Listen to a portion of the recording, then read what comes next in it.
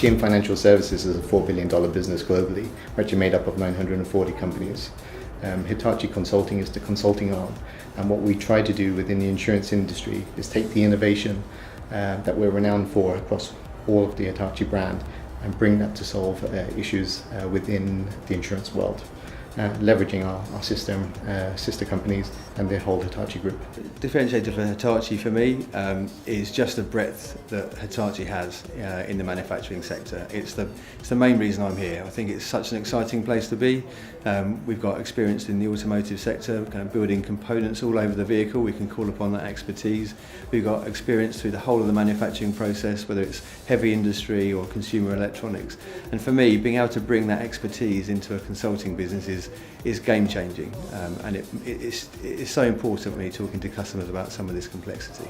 What I like about Hitachi is we are an enormous company, and that's really what One Hitachi is all about, is how we can bring those skills, knowledge, experience and capabilities together to deliver truly socially innovative solutions to organisations.